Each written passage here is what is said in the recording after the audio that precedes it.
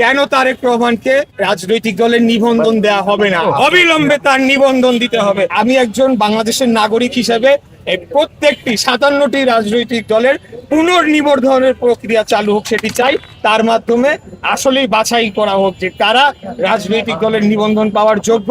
বাম জনতা দলের প্রধান জনাব তারেক রহমান তিনি শুধু যে একটি দলের প্রধান তা নয়, বিগত কোটা আন্দোলন, নিরাপদ সড়ক আন্দোলন থেকে শুরু করে বিভিন্ন সময় ওনার সড়ক এবং সাহসী ভূমিকা আমরা রাজপথে দেখেছি। বিভিন্ন সময় তিনি রক্তাক্ত হয়েছেন, তাকে হত্যার চেষ্টা করা হয়েছে, কিন্তু তিনি স্বৈরাচার খুনি ফ্যাসিস্ট হাসিনা বিরোধী আন্দোলনে শেষ পর্যন্ত রাজপথে ছিলেন।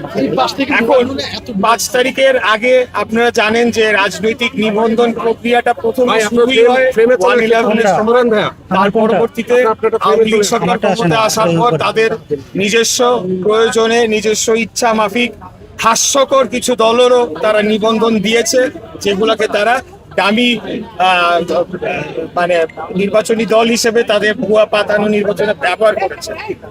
5 তারিখের পরে অনেকগুলো রাজনৈতিক দল যারা জেনুইনলি তারা নিবন্ধন ডিজার্ভ করে, যদিও নিবন্ধন থাকা উচিত কিনা একটা রাজনৈতিক দলের সেটা নিয়ে প্রশ্ন থাকতে পারে, কিন্তু তারা ডিজার্ভ করে। এর মধ্যে জনাব মাহমুদুর রহমান মান্নার নাগরিক ঐক্য রয়েছে, জনাব জোনায়েদ সাকির গণসংহতি আন্দোলন সহ বিপিনুল হক নূরের এই পার্টিগুলো রয়েছে।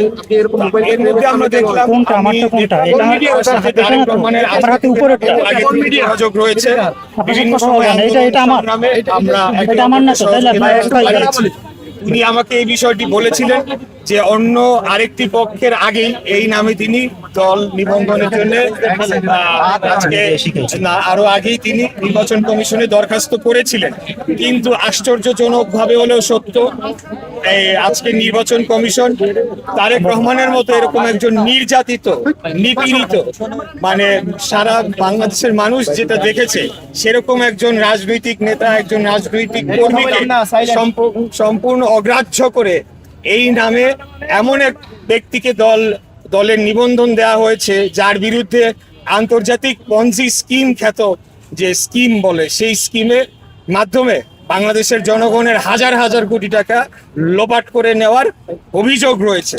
তো আমরা বলতে চাই যে সেটি একটি যেমন বিষয়, আরেকটি বিষয় হলো যে কেন তারেক রহমানকে রাজনৈতিক দলের নিবন্ধন দেয়া হবে না, আর যদি ওনাকে না দেয়া হয়ে থাকে আর কোন কোন দল শর্ত সম্পূর্ণভাবে পূরণ করে এই বাংলাদেশের নির্বাচন কমিশনের তারা নিজেদের নিবন্ধন সম্পন্ন করেছে, সেটি প্রত্যেকটি অডিটেড রিপোর্ট জনসম্মুখে পাবলিশ করতে হবে।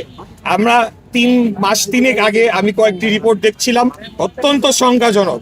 সেখানে একটি পার্টি তার ভারতের বিজেপির আদলে গড়ে তোলা সেই পার্টি, মার্কাও একই, নামটাও একেবারেই কাছাকাছি, নামটা মনে আসছে না, বিএফজিপি বা এরকম আর কি, একই আদর্শ নিয়ে তার রাজনীতি করে। তো কিভাবে এই দলটি নিবন্ধন পেল?